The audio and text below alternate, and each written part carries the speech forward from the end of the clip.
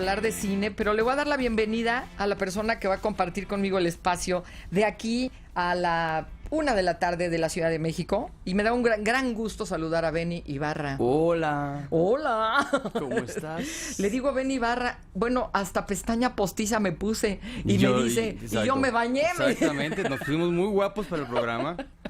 Estamos de gala y pues felices, obviamente.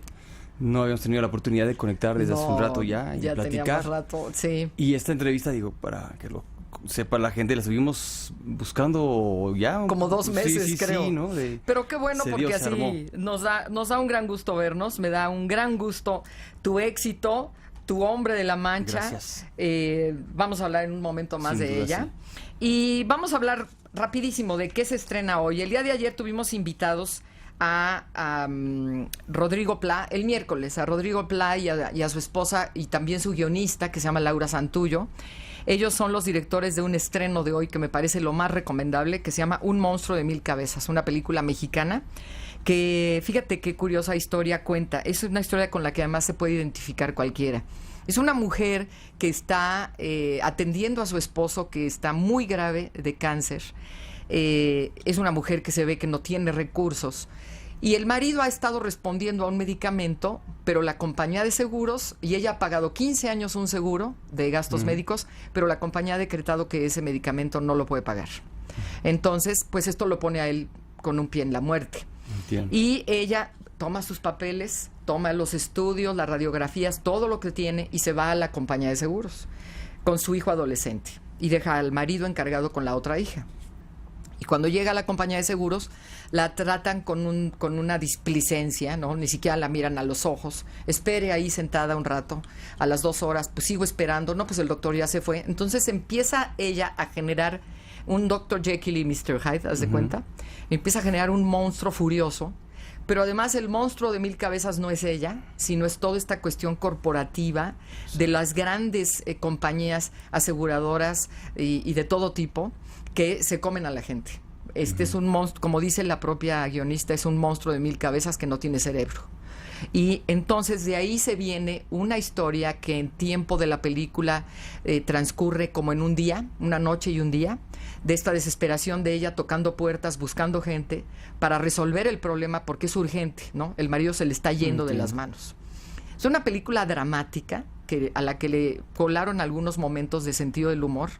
A mí me parece una muy bien lograda película. Esta pareja ha hecho otras 3.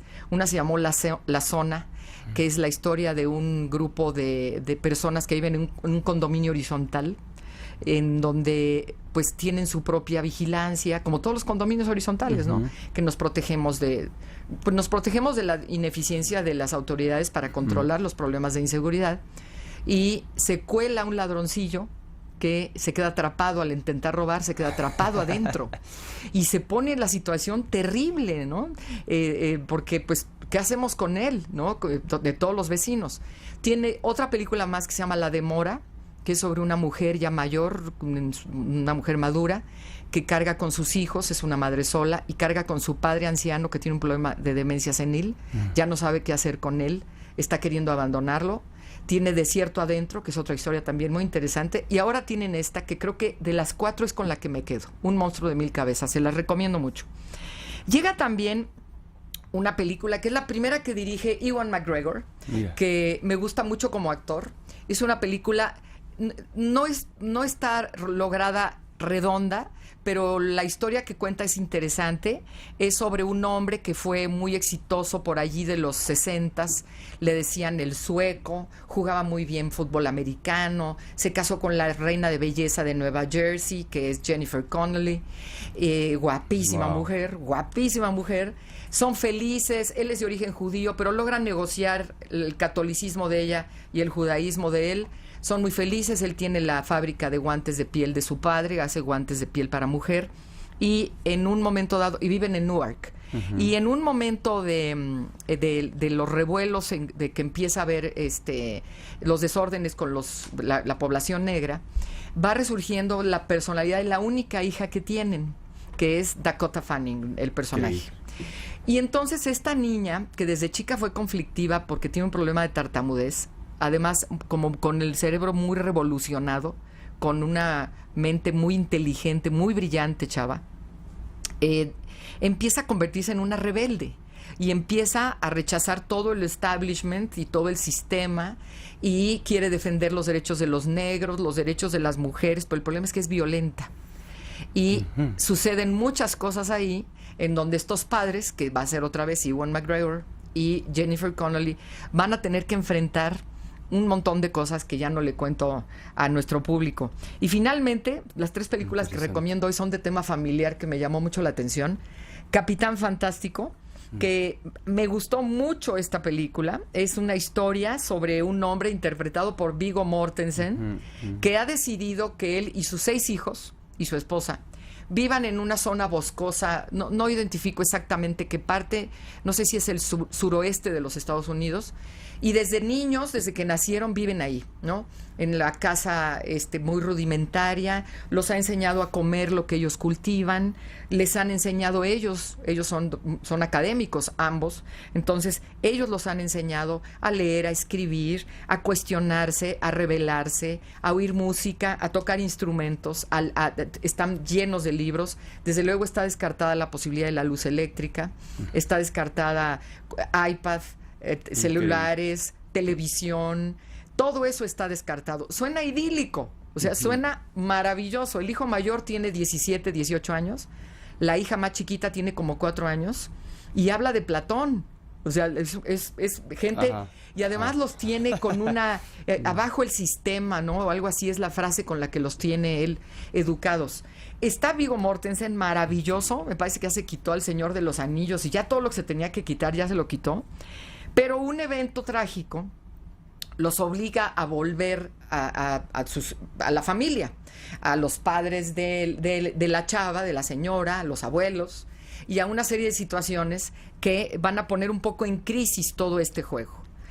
Cuando la película empieza, uno se pregunta qué tan viable es esto, ¿no?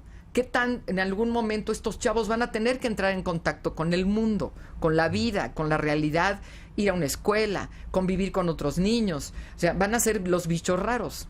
Pero en eso está muy bien lograda la película. Se las recomiendo. Las 3 son mis recomendaciones de hoy. Un monstruo de 1000 cabezas, El fin del sueño americano, Capitán Fantástico y desde luego El hombre de la Mancha. Exacto. De la que vamos a hablar. Bueno, actor, cantante, papá, esposo, hijo, nieto. Taquero. ¿Taquero? No es cierto. Bueno, a veces, pero nada más así en petit comité. Y don Alonso Quijano, sí. Don Miguel de Cervantes. También. Y Don Quijote de la Mancha. Pues sí. Lo que se viene manejando ¿cómo se llama? El desorden de personalidades múltiples. Sí. Esquizofrenia creativa. 3 personajes en el escenario. Sí. Bueno, primero, ¿cómo podríamos empezar esta conversación? Yo fui a ver El hombre de la Mancha, gracias a Tina Galindo, le mando un beso, Morris, le mando un beso, y llevaba yo a 2 personas mayores, a mi suegra y a una hermana de ella, 90 y 90 y pico años. Okay. En el instante en que se inició la obra, haz de cuenta que una aspiradora se las llevó al escenario, no volvimos a saber de ellas. Las volteábamos a ver y estaban extasiadas, hipnotizadas con lo que estaba pasando allí, porque se logra la magia que tiene esta obra, ¿no? De contarnos un cuento dentro de un cuento, ¿no? No es, si ustedes creen que con esto ya resolvieron que los niños ya leyeron El Quijote de la Mancha, no tampoco. Ni los adultos. Ni los adultos tampoco. Pero es una adaptación, Dave Wasserman es hace una adaptación extraordinariamente bella que tiene, no sé, alrededor de 45 años, 50 años, alrededor de 50 años. Y mi momento fue a ver cómo le va a hacer Benny con el sueño imposible. Yo quiero ver cómo le va a hacer Benny. Porque tú eres un tenor. Sí. Y eso está escrito para un barítono. Ajá. Y el reto iba a ser un reto poderoso. Y, wow, quedamos, bueno, realmente conmovidos. Porque además yo, que le entiendo a esta chamba, implica un esfuerzo grande para un cantante hacer como dicen, el crossover, a intentar otra voz distinta a la que es. ¿Cómo pasa todo esto en la vida de Benny Ibarra? Dime, por favor. Pues de entrada, gracias, qué bueno que fuiste a visitarnos a la cárcel de Sevilla. Sí, así me contestó un correo. Qué bueno que fuiste a visitarnos a la cárcel de Sevilla. Y qué bueno que se produjo esa sensación a las personas con las que ibas. Otro de los comentarios interesantes, y luego te platicaré la historia desde el principio, es que van muchos niños al teatro. Sí. Y siempre un poco como que la cuestión es en qué momento van a gritar o llorar y no. O sea, se quedan pasmados con la historia, con todo lo que está pasando, que aparte es muy visual. Y supongo que les encantan las lanzas, las espadas, los escudos, y las armaduras y demás. Y eso es, pues, de una manera interesante. Lo que me acabas de contar complementa esa historia que está pasando con los niños que nos visitan ahí en el teatro. Pero la historia comienza hace 3 años. Me habla Morris Gilbert. Y me dice: te tengo un proyecto increíble. Y yo, teatro, ok, a ver. Yo estoy haciendo música, estoy a la mitad de mi gira con Sasha Ben y Eric. Sí. Llevaba pues mucho tiempo sin pisar un escenario y pues como que la verdad no me lo tomé como algo que yo iba a poder decir que sí. De repente me habla, me dice: nos vemos la próxima semana. Sí, te hablo, ok. No me volvió a hablar. Resulta que le cayó encima Wicked. Produjo Wicked, fue muy exitoso y demás. Al año de eso se repite la escena idéntica. Toma 2. Tengo un proyecto. Ajá. Y toma 2, no me vuelve a hablar porque le cae encima el Rey León. Y a la tercera fue la vencida. Me habla y me dice: cenemos, te voy a presentar un proyecto muy interesante. Nos sentamos a platicar y me dice: quiero que hagas El Hombre de la Mancha. Y yo, honestamente, me jacto de tener conocimiento de teatro musical porque nací en una familia de puros productores de teatro musical. Mi abuelo, mi madre, mi tío, mi padre, etcétera, mi hermano. Entonces, me la sé. Mamá me llevaba a ver todas las obras habidas y por haber desde todas, pues. ¿A qué edad pisaste por primera vez un escenario tú? Como a los 9 años. Uh-huh. Sí. Ok. Y fue en Jesucristo Superestrella, uh-huh, que es un musical. Entonces ya de ahí, bueno, la anécdota interesante o chistosa o rara es que yo nunca había visto El Hombre de la Mancha.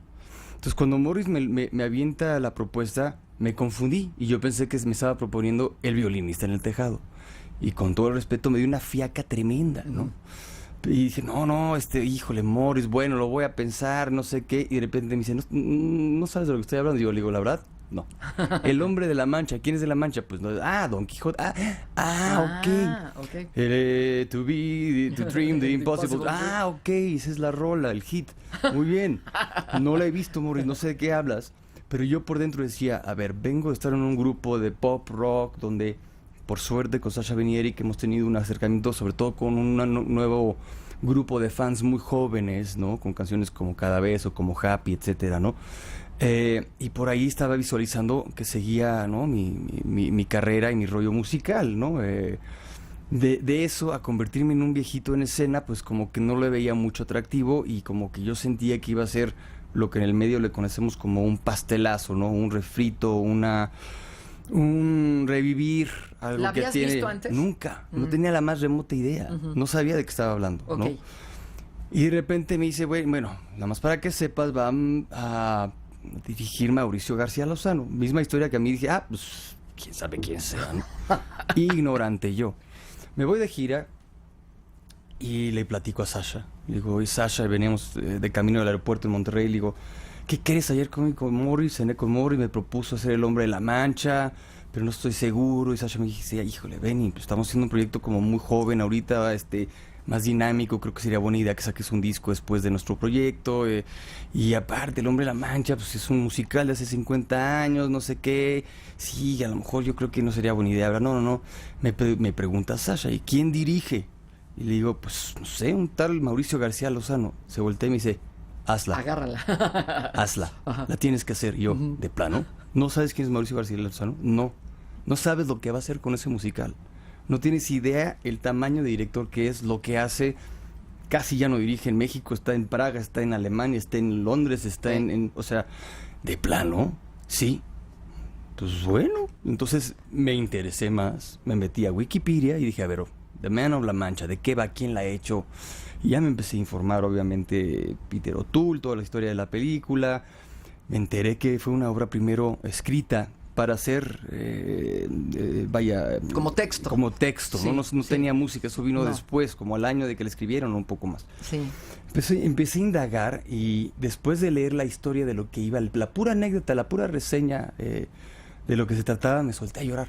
Tuve una reacción emotiva muy, muy fuerte. Dije, ups, vi a mi abuelo, a quien es una de las personas que yo más admiro en el planeta Tierra, ¿no? Y dije, don Luis me está mandando una señal y creo que este es un proyecto que puede estar interesante.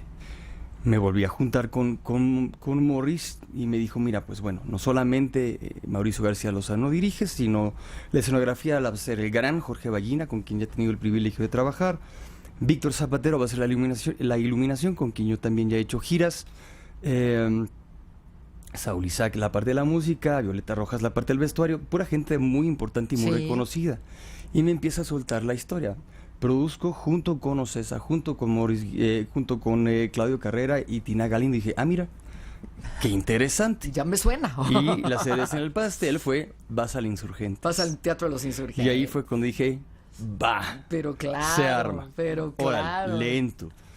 Y fue muy interesante porque yo vengo de una familia que le ha apostado sobre todo a los proyectos de teatro musical, hacerlos realmente 100% originales, pues. O sea, no, Julissa nunca hizo franquicias, por así decirlo.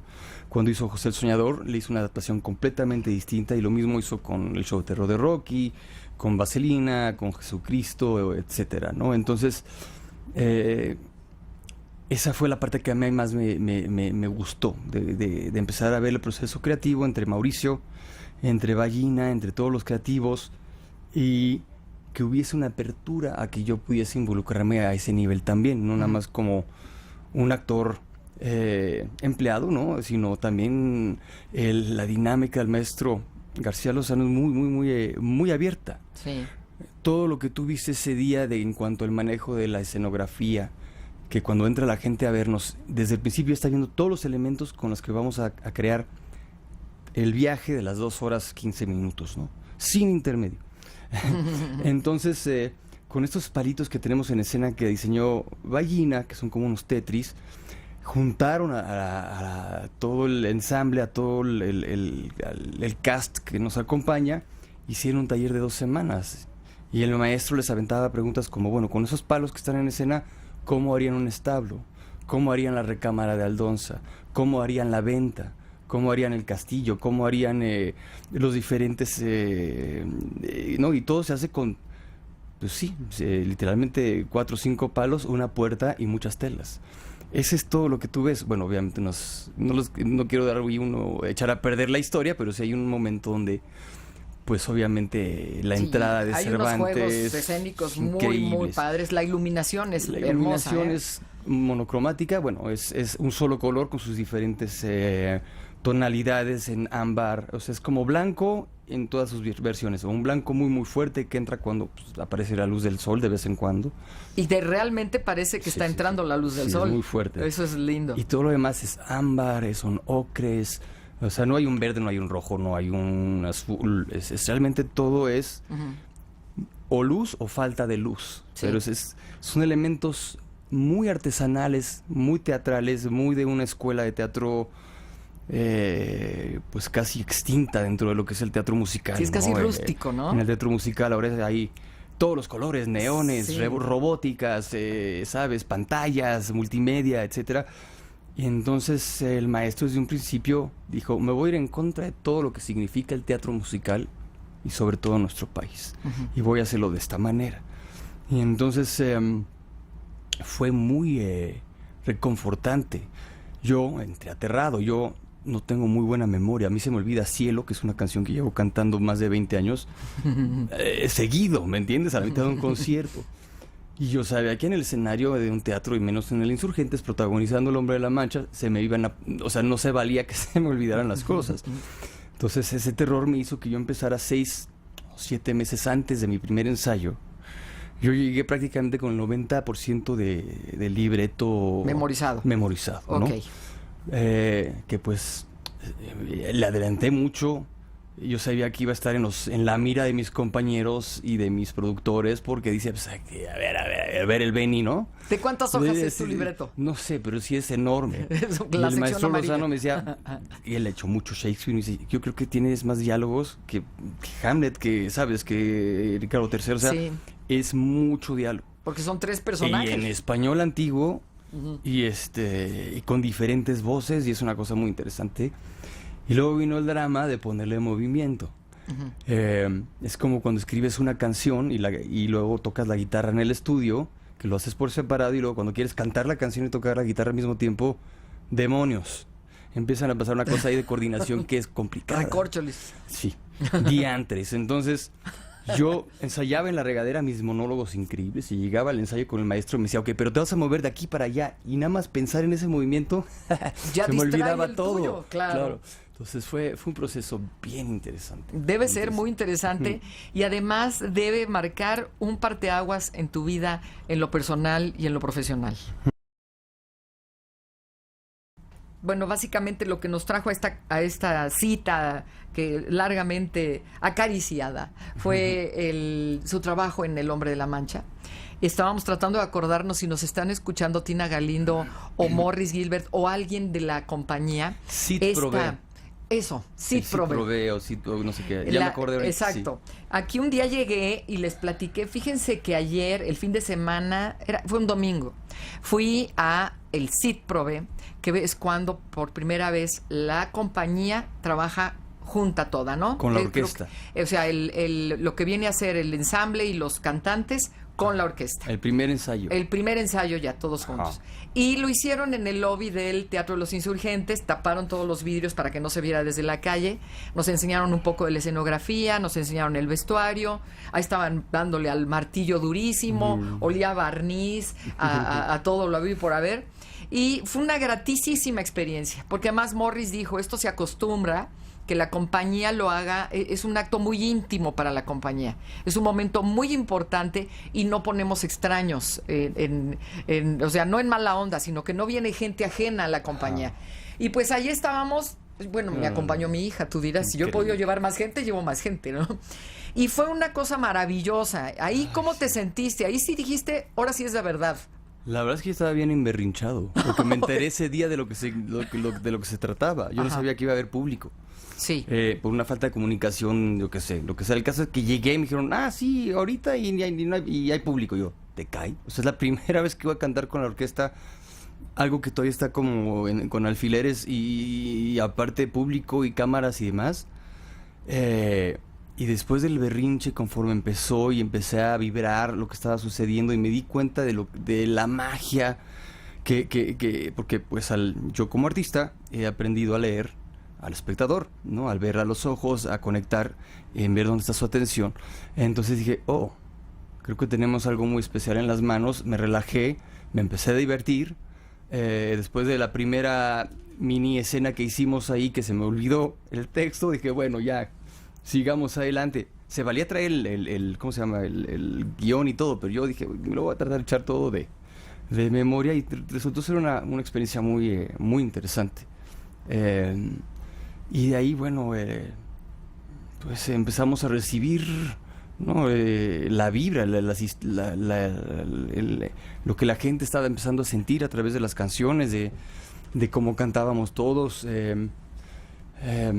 Yo estoy muy orgulloso de todo el proceso. Era muy desconocido para mí. Nosotros cuando hacemos giras ensayamos 4 meses, nos clavamos en muchas cosas, somos muy privados hasta que no está aquello ya así perfecto, pulidísimo, ¿no? No invitamos a nadie.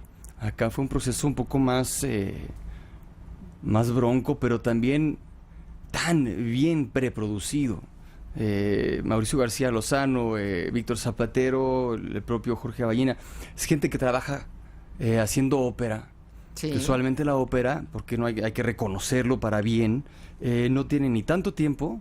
O sea, no tienen tanto tiempo para producir y hacer sus espectáculos, ni tanto presupuesto. Y las temporadas son cortas. Exactamente. Son 3, 4 representaciones. Están acostumbrados a hacer unas preproducciones muy específicas, muy militares. Sí. Y el maestro llegaba, o sea, nunca nos salimos de los tiempos, ¿no? En 2 semanas va a estar pasando esto, y me acuerdo, el primer ensayo nos dijo, y en 4 semanas vamos a estar pasando la obra por primera vez, de arriba abajo. Y todos, sí, ajá. No, y conforme íbamos haciendo ensayos que eran complicados y complejos, porque hay que entender muchas cosas. Todo el mundo está relacionado con todo el mundo dentro de los personajes, hay que madurar esas relaciones. ¿Hay músicos en el escenario? Exactamente, ¿no? Y de repente pasó un mes y ya estábamos corriendo la obra de arriba abajo, ¿no? Y luego pasó otro mes y estrenamos, y cuando fue el día del estreno, que yo creo que allá íntimamente, y ahora lo puedo presumir, ese era mi meta como artista y como actor y como Benny, decir, yo tengo que llegar al estreno como si llevara 100 representaciones. Yo no puedo llegar al estreno titubeando, ¿no? Tengo que sentirme muy seguro, tengo que realmente traer ya la obra muy en la piel, ¿no? No puedo... Sé que muchos ojos van a estar encima de mí, sé que van a ir los expertos o la gente que ya lo vio 10,000 veces con otros actores y actrices. Y va a comparar. Exactamente, ¿no? Yo tengo que... La verdad, o sea, la actitud así como era de... Tengo que salir a matar, ¿no? Hacerlo muy bien. Va a estar mi mamá ahí, va a estar mi papá ahí, Dios. Entonces hay que hacerlo bien. Y lo más interesante es el proceso en el que nos hemos involucrado ahora. Es un personaje y una obra que tiene tantas capas que sí, ojalá y hubiera tenido el conocimiento que tengo de la obra ahora, ese día del estreno, pero es imposible, son cosas que solo el tiempo te los da. Y es que eso va pasando en el teatro, ¿no, Benny? Es bellísimo. Conforme pasan las semanas, sí. Te apoderas de la obra, está en tu piel, está en tu transpiración, en todo, y mejora muchísimo. Pero eso yo creo que es el proceso natural. Es así, es el proceso de las últimas semanas para mí, que por razones de otros trabajos que estoy haciendo han sido muy complicadas en cuanto a inclusive hasta con mi salud. Hubo un momento que me enfermé seriamente de fatiga y de cansancio y demás. No le entro yo mucho al drama, pero pues la verdad es que eso es lo que pasó, ¿no? Sí hubo momentos así, di 2 funciones prácticamente afónico. Que es ahí donde me funciona mucho el tener que bajar la voz así y entrar en el mundo del barítono, ¿no? Pero la verdad sí fue como caos para mí porque yo no me enfermo. Por suerte nunca me enfermo, me cuido mucho, trato de dormir bien, como sano, etcétera, etcétera, ¿no? Entonces, cuando me enfermé dije, en la torre tengo 2 funciones, pues fue un proceso que no me gustó, pero inclusive eso lo aprovechas, ¿no? Así te sientes mal, estás sacado de onda, mételo, porque en los personajes te lo permiten. Órale, que salga, ¿me entiendes? De total, lo meten a la cárcel, ¿no? La Inquisición los mete al torito de 1406, yo qué sé. Sal con esa actitud, ¿no? Entonces salía yo de alguna manera con esa debilidad que traía en ese momento y la incorporaba en el personaje y aprendí unas cosas de lo que estaba haciendo, de cómo cansar al Quijote de la primera escena a la última escena, cómo irlo enfermando, cómo irlo deteriorando, cómo irlo haciendo más viejito, cómo irme encorvando más, cómo ir hablando un poco más lento conforme va avanzando la obra, ¿no? Al principio es como todo mucho más como muy elocuente, muy y una loco. serie de cosas que ahora agradezco haberme enfermado, curiosamente, ¿no? Benny, dime algo, ¿cuál ha sido, podrías decir que ha sido, El Hombre de la Mancha ha sido el reto más importante de tu vida profesional?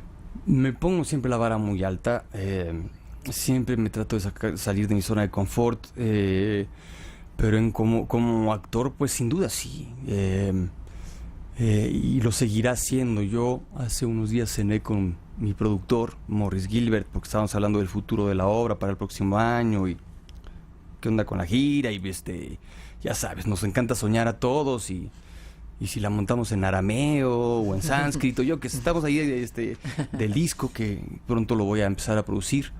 Me peleé, dije, yo no hago este disco si no lo produzco yo quiero grabar estas canciones, quiero literalmente físicamente grabar a mis compañeros junto con el equipo, o sea, entre todos, pero ¿te gustaría hacerlo en una función en vivo o quieres hacerlo en estudio?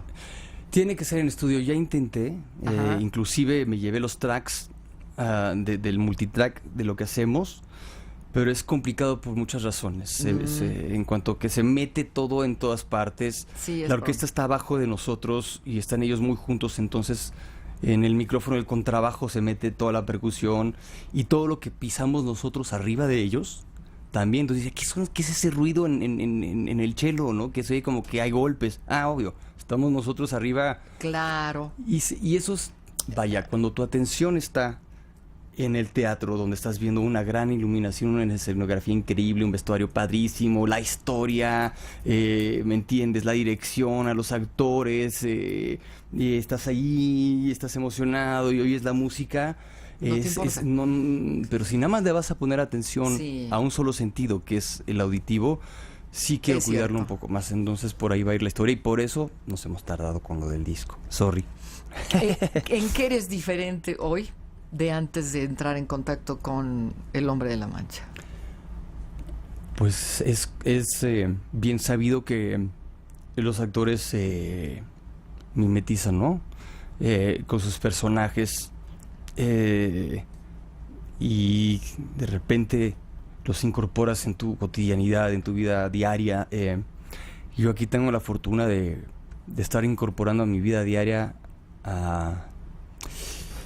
Ay, hasta ganas de llorar me dieron. Pues llora. Ay, güey. A un personaje muy... a un gran maestro que es el Quijote, ¿no? Es lección tras lección tras lección tras lección. Vaya, no soy un hombre muy religioso, pero El Hombre de la Mancha es el segundo libro más leído después de la Biblia y por una gran razón, porque te da... Digo, no quiero comparar a Dios o a Cristo, yo qué sé, con el Quijote, pero sí. Pero qué sabiduría.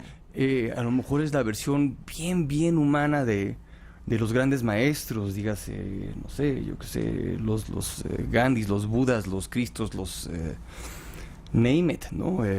Los Lennons. Hace rato dijiste algo que me llamó mucho la atención, dijiste en el corte, me dijiste, es como si estos personajes, estos escritores que tienen 400 años de haber dejado su obra, un Shakespeare o un Cervantes, hubieran podido viajar en el tiempo, ver a los que somos hoy, regresar y escribir, y descubrimos que seguimos siendo iguales, que nuestras pasiones, nuestras miserias, nuestras virtudes, nuestras carencias, nuestros huecos, nuestras envidias, la traición, pero también esa esperanza, esa gran virtud que tiene el personaje, ¿no?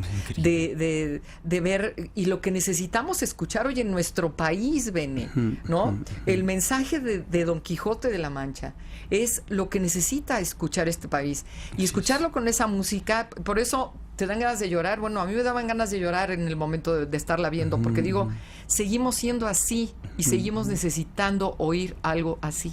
Así es. Entonces, en ese sentido, el reto para un joven como tú, que está asociado a un determinado tipo de música, a un determinado público, a un determinado registro de voz, y que te encuentras de repente con un elefante gigante del que no sabes nada, y decir, sí me lanzo. Digo, debe haber sido duro, ¿no? Hablarlo con tu familia, hablarlo con tus padres, con la memoria de tus abuelos, con tus amigos, y decir, me voy a lanzar a algo grande, que va a cambiar mi vida para siempre. Exacto, sí fue un salto a un crecimiento personal en todos los sentidos. Como artista no tiene límite, sin duda es uno de los grandes proyectos, porque me estira todas las ligas emocionales e intelectuales y creativas y demás, por los grandes maestros con los que tengo la fortuna de estar colaborando, abajo y arriba del escenario. Tengo a dos grandes directores de teatro, uno es el maestro Carlos Corona, el otro es el maestro Alberto Lomnitz, que son literalmente mis compañeros en escena, ¿no? Sancho Panza y el gobernador Enrique Chi, que es un tremendo actor, de toda la vida del teatro musical en México, Beto Torres, entre varios otros de mis compañeros, algunos de ellos jóvenes que son joyas, realmente es una compañía muy muy le poderosa. Unas ganas, o sea, te contagian Claro. su energía, su entusiasmo. El protagonista, junto con un gran ensamble, un grupo maravilloso de actores, músicos, técnicos, escenógrafos, escritores, iluminadores, carpinteros, vestuaristas, etcétera, y no sé qué más, músicos, en El Hombre de la Mancha, que se está representando en el Teatro de los Insurgentes. ¿Nos recuerdas los días, Benny, por favor?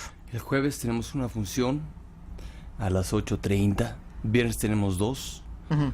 Si no mal recuerdo, una es 6:30 y una es 9:30. Uh-huh. El sábado tenemos otras 2 funciones, una que es a las 6 y otra a las 9.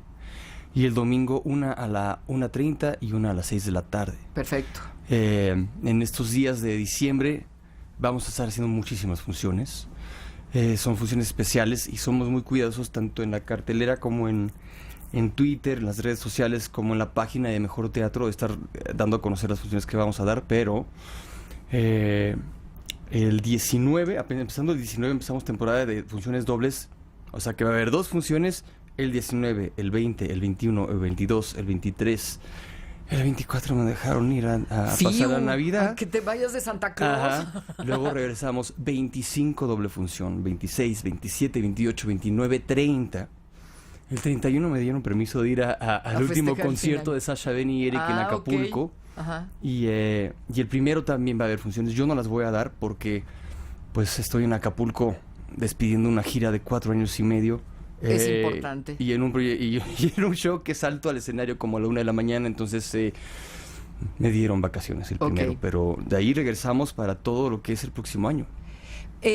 Fíjate que además me parece que esta obra, te comentaba El Hombre de la Mancha, y lo comenté en mi columna, ha trascendido generaciones, porque el mensaje trasciende generaciones. La música es maravillosa, ¿no? Y para el público que no tiene idea de ella, que sean muy jovencitos y que dicen El Hombre de la Mancha, ¿de qué bicho me están hablando? ¿Cómo la contarías tú? Sin dar muchos detalles. Para el público que queremos enganchar, chavos que están en los 15, 18, 19, 20, que no les dice nada.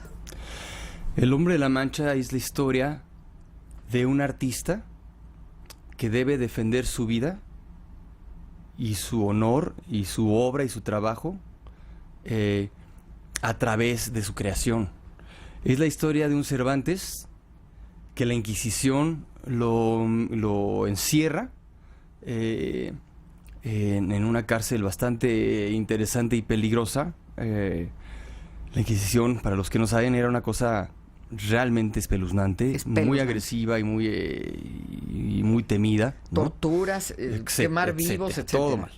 Entonces la Inquisición lo mete al tambo por ser un recaudador de impuestos, porque eso fue durante casi 10 años o un poco más, Cervantes tuvo que trabajar como recaudador de impuestos para mantenerse, para poder pagar su chamba y poder vivir, ¿no?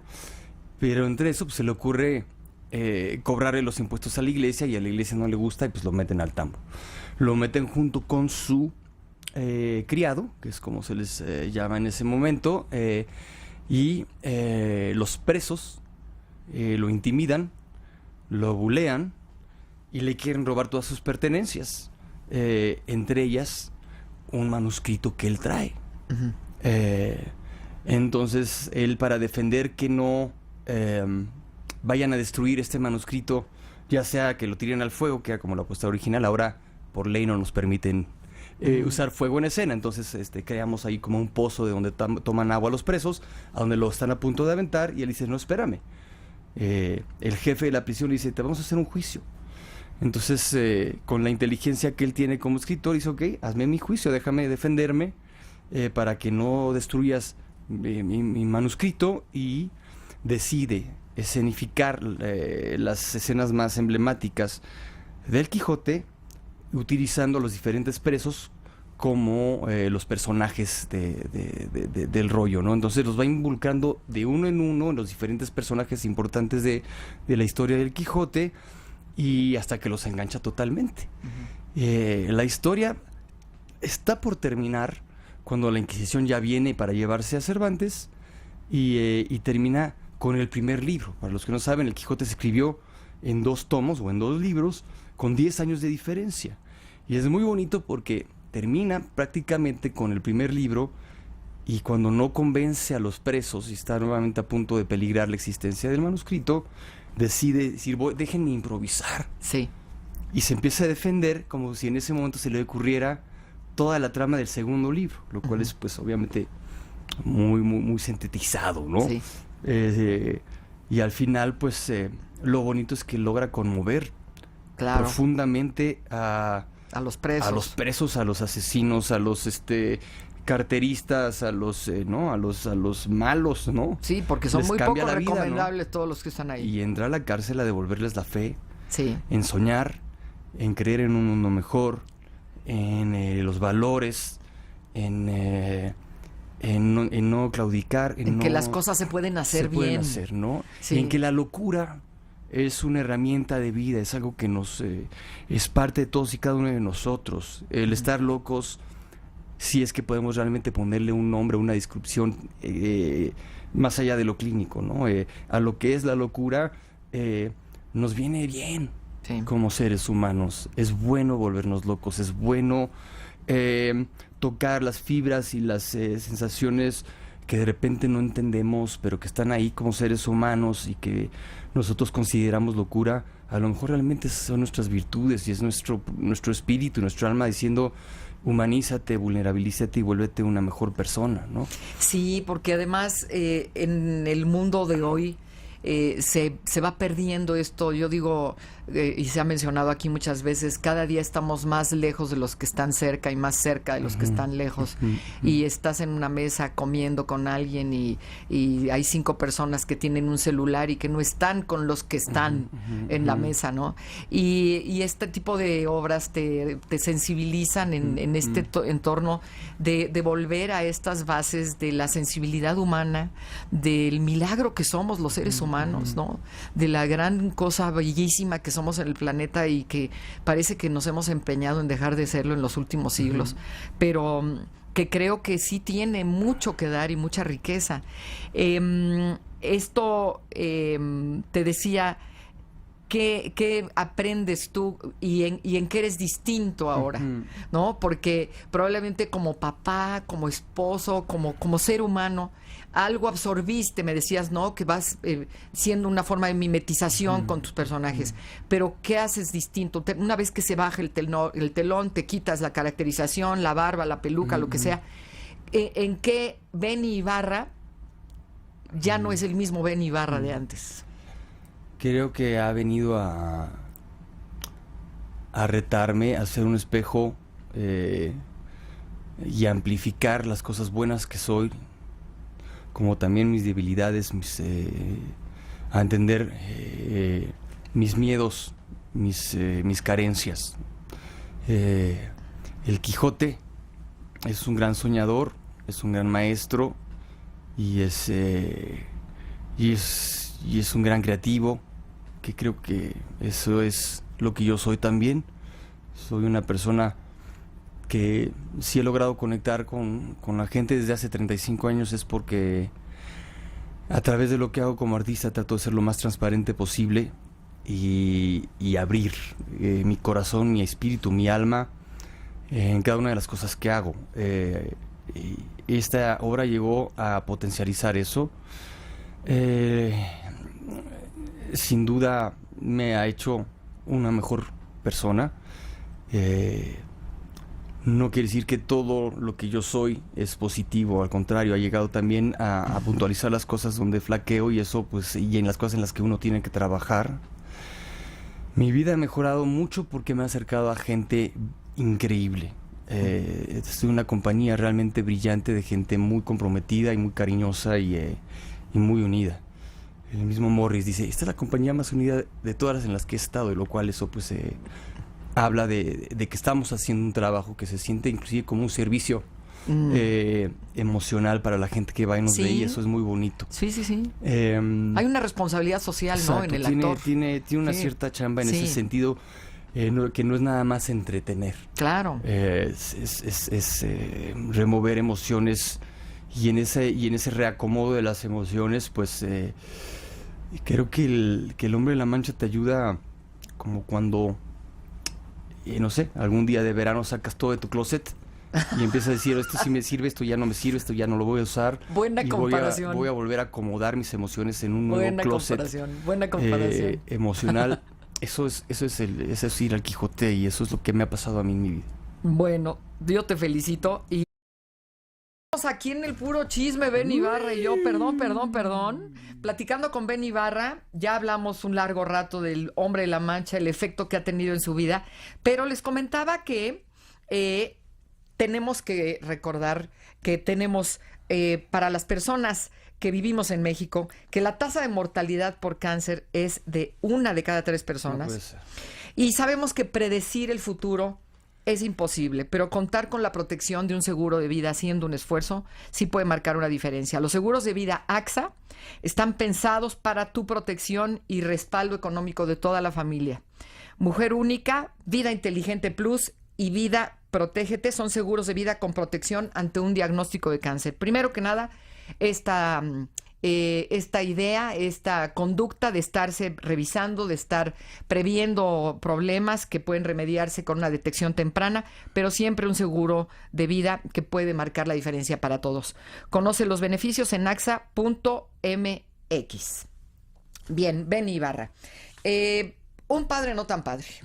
O sea, que tú ya no sé preguntarte a qué hora nada, porque no tienes tiempo para nada.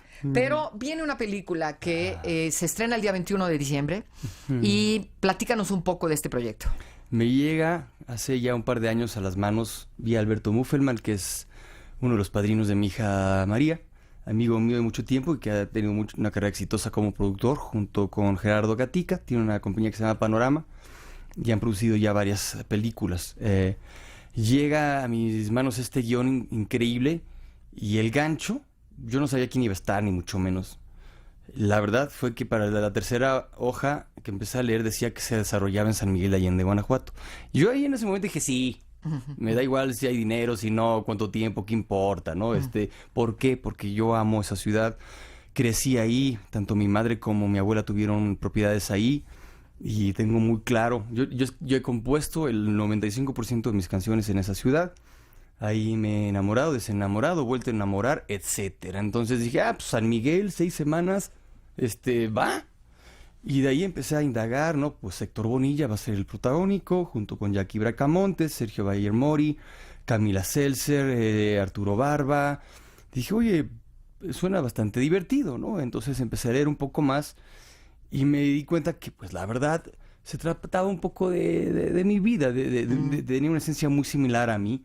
Fran es un chavo de mi edad, de 46 años, 45 que tenía en aquel entonces cuando la hice. Y tiene un hijo de 17, que curiosamente es la edad que tenía mi hija María cuando hicimos esto. Un hijo que pinta y hace artes plásticas, que es curiosamente lo que hace mi hija María. Ajá.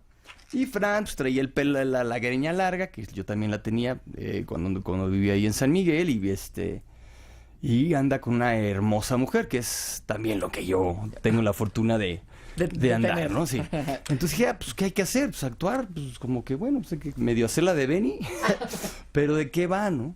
Fran vive feliz en San Miguel de Allende, él es un jardinero, o más bien es un paisajista. Sí. Vive con Alma, que es el personaje de Jackie. Ella es una chica muy hermosa, que tiene un cafecito hermoso en Downtown San Miguel. Uh-huh.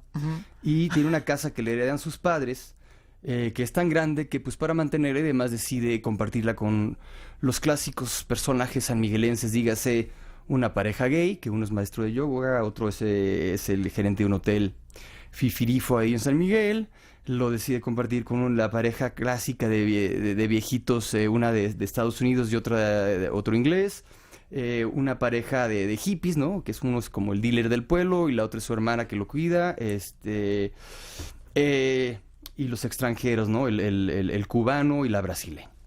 Y entonces todos viven muy felices y de repente llega la llamada de don Servando, que es el papá del maestro Héctor Bonilla. Es un señor de 90 años o 80 y cachos, ya muy, muy avanzada su edad, del que no sabían desde hace más de 20 y tantos años. Tan disfuncional es la relación entre ellos que el hijo ni siquiera sabía que tenía un abuelo. Y obviamente el abuelo no sabe que tiene un nieto. No se habían hablado. Fran, que es mi personaje, es el pilón de la familia y entonces era un papá muy amargado, muy triste por varias razones que no les puedo contar. Y lo corren del asilo porque pues se le acaba, ahí hay una tranza clásica, estas de los bancos que se van a la quiebra y toda su única fortuna con la que él se mantenía su propio asilo desaparece y lo corren porque aparte pues es tremendo mala leche y es el que todos odian ahí. Y lo tiene que ir a rescatar su hijo, que no lo ha visto en 25 años. Sí. Y es lo que sucede cuando don Servando llega a la casa a esta comuna, por así decirle, armoniosa, donde todo el mundo se lleva bien y pasa el desorden, ¿no?